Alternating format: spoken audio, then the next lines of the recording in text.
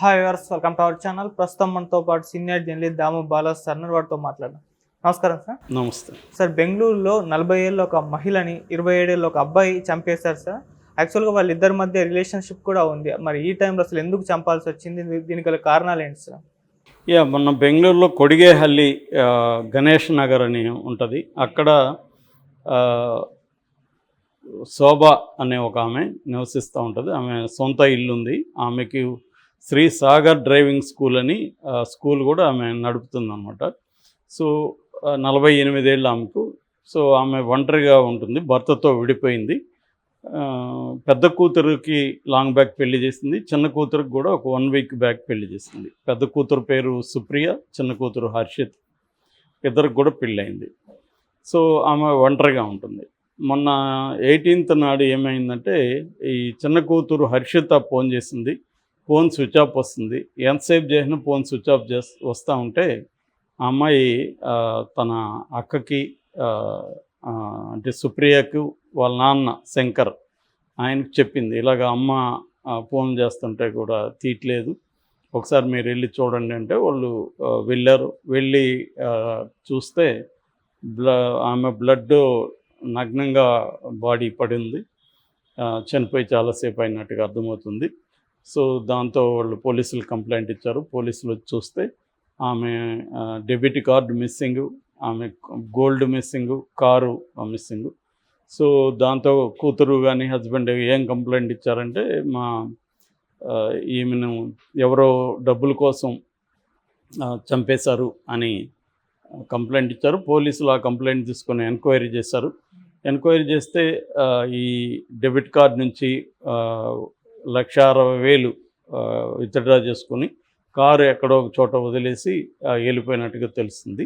దాంతో వీళ్ళు ఇన్వెస్టిగేట్ చేసి అతన్ని పట్టుకున్నారు. అతని పేరు నవీన్. అతను బీటెక్ అయిపోయి ఒక సాఫ్ట్వేర్ కంపెనీలో పనిచేస్తున్నాడు. సో నవీన్ని 27 ఏళ్ళు అతనికి. అతను పట్టుకొని ఇంట్రాగేట్ చేస్తే వీళ్ళకి పోలీసులకు సంచలనమైన విషయాలు తెలిసాయి. అదేంటంటే ఈమెకి ఒక పిచ్చి ఉందన్నమాట. ఆ పిచ్చి ఏంటంటే సెక్స్ పిచ్చి. అది కూడా చిన్నపిల్లలు అంటే ఇష్టం అన్నమాట. అబ్బాయిలు అంటే తనకంటే 25 ఏళ్ళు ఆ ఏజ్ గ్రూపు అబ్బాయిలంటే బాగా ఇష్టం.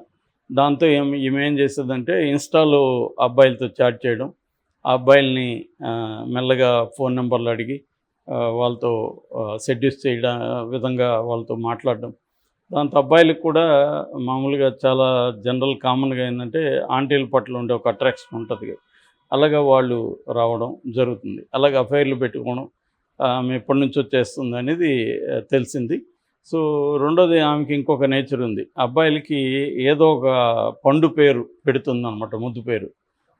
సో ఆరెంజనో అట్లా పెడుతుంది, బనానానో ఆరెంజనో అలా పిలుచుకుంటుంది అనమాట. అలాగే నవీన్ పేరు కూడా యాపిల్ అని పెట్టింది. సో యాపిల్ అని పెట్టింది. రెండోది, నవీన్కి ఈమెకి ఉండే ఒక ఈ సెక్స్ పిచ్ ఉంది కదా, దాన్ని తట్టుకోలేకపోయాడు నవీన్ కూడా. అంటే ఆమెకి పదే పదే కావాలి. ఒకసారి అవగానే మళ్ళీ ఎక్కువ గ్యాప్ లేకుండానే రెండోసారి అడిగేది. అలాగే ఇతనికి కష్టమైపోయి ఇది ఏంద్రా బాబు అన్నట్టుగా అయిపోయింది అతనికి. అయిపోయి అతను విత్డ్రా అవ్వాలనుకుంటే ఈమె బ్లాక్మెయిల్ చేయడం మొదలుపెట్టింది. నీ వీడియోలు ఫోటోలు ఉన్నాయి, మీ ఆఫీసులో నేను ఇది చేస్తాను, మీ ఆఫీస్కి కూడా వస్తాను నేను అని చెప్పి బెదిరించింది. అట్లాగే నువ్వు ఎవరిని పెళ్లి చేసుకున్నా కూడా నేను వదలను, నీ పెళ్ళిలో వచ్చి నేను గోల చేస్తాను అని బెదిరించడం మొదలుపెట్టింది. దాంతో అతను ఇంకా తప్పదన్నట్టుగా ఈమె దగ్గరికి రావడం కంటిన్యూ చేస్తున్నాడు. అలాగా 18th రోజు ఏం జరిగిందంటే, ఇట్లాగే ఫస్ట్ టైం అయింది. సెకండ్ టైం ఆమె మళ్ళీ అడుగుతుంది, నా వల్ల కాదంటే కూడా వదలట్లేదు. దాంతో ఆర్గ్యుమెంట్లు జరిగాయి ఇద్దరి మధ్య కోపంగా. ఆ కోపంలోంచి ఇతను గొంతు పిసికేసి చంపేశాడు.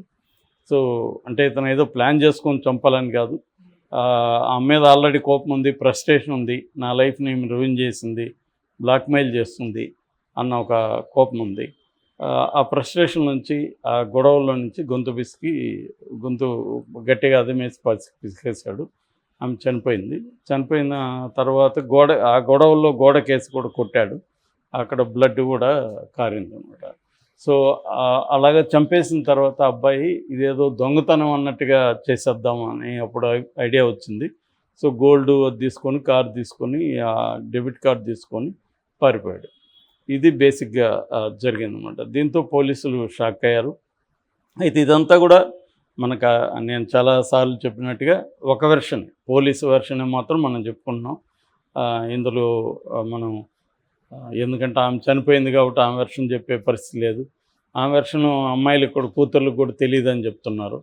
సో ఈ విషయాలు ఇవి కూతుర్లకు కూడా తెలియదని, కాబట్టి వాళ్ళ వైపు నుంచి కూడా మనకు తెలిసే అవకాశం లేదు. ఇది నవీన్ చెప్పిన స్టోరీ. పోలీసులు మిగతా ఆమె ఇన్స్టాగ్రామ్లో అవన్నీ చూడడం, కొంతమంది ఇతర అబ్బాయిలతో కూడా మాట్లాడారని చెప్తున్నారు. వాళ్ళు కూడా ఈ నవీన్ చెప్పిన దాన్నే వాళ్ళు కూడా చెప్పారు. సో కన్ఫర్మ్ చేశారు.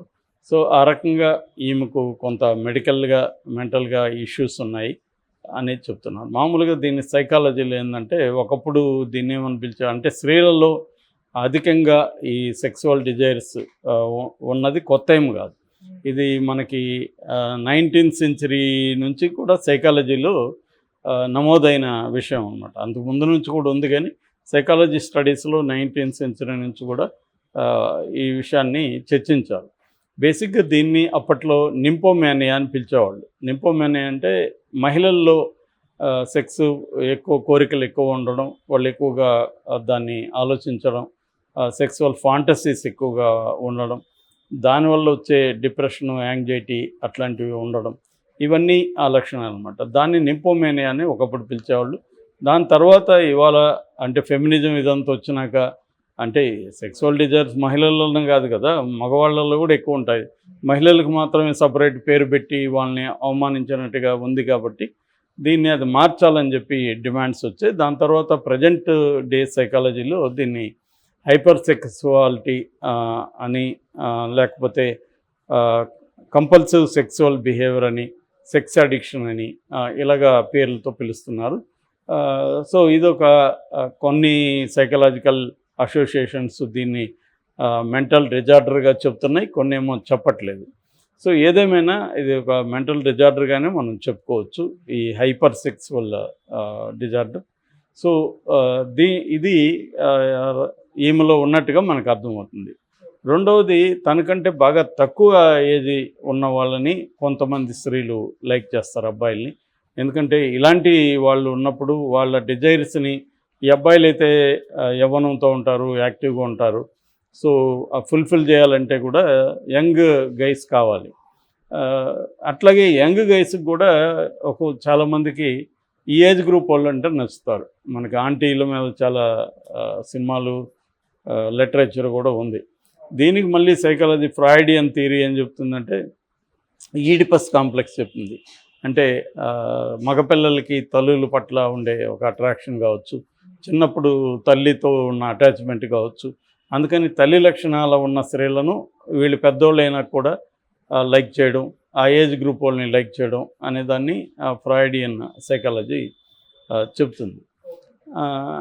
సో అలాగే ఎలక్ట్రా కాంప్లెక్స్ అని కూడా తర్వాత కాలంలో వచ్చిన సైకాలజిస్టులు చెప్పారు.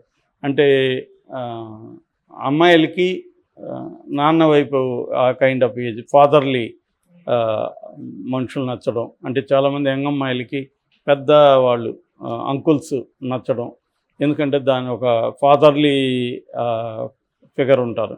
చాలామంది అమ్మాయిలకి చిన్నప్పుడు ఫాదర్ నుంచి లభించాల్సిన ప్రేమాభిమానాలు లభించకపోవడం, ప్రొటెక్షన్ లభించకపోవడం, ఒక ఇంటిమసీ లేకపోవడం, అండ్ అలాంటి అమ్మాయిలకి ఇంకా ఎక్కువగా పెద్ద అయినాక అటువంటి ఒక ఫాదర్లీ ఫిగర్ నుంచి వాళ్ళు ఒక ఇంటిమసీని కోరుకుంటారు.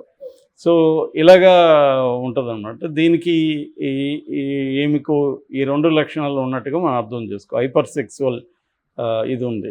దీనికి కారణాలు ఏంటి అనేది ఇప్పటి వరకు కూడా సైకాలజీలో 100% అక్యురేట్గా ఎవరు చెప్పలేకపోతున్నారు. కానీ ప్రధానంగా చిన్నప్పుడు కానీ సెక్సువల్ అబ్యూజ్ ఏమన్నా జరుగుంటాయి. ఎందుకంటే స్త్రీల మీద ఇది వెరీ కామన్ ఇండియా లాంటి దేశాల్లో. సెక్సువల్ అబ్యూజ్ అనేది చిన్నప్పుడు స్త్రీల మీద జరుగుతుంది. అలాంటివి జరిగినప్పుడు వాళ్ళల్లో పెద్ద అయినాక అవి ఎక్కువ అయ్యే అవకాశం ఉంది. ఒక్కొక్కసారి రిపల్సివ్గా అసలు సెక్స్ మీద ఇంట్రెస్ట్ లేకుండా కూడా ఉండే పరిస్థితి ఉంటుంది. దాని కాన్సిక్వెన్సెస్ ఏంటి, దానికి మనం రెడీగా ఉన్నామా లేదా అనేది కానీ ఆలోచించకుండా మనం ఇంపల్సివ్గా అఫేర్లోకి వెళ్తే ఖచ్చితంగా అది ట్రాజిక్ కాన్సిక్వెన్సెస్ ఉంటాయన్నమాట. Okay sir, thank you so much sir.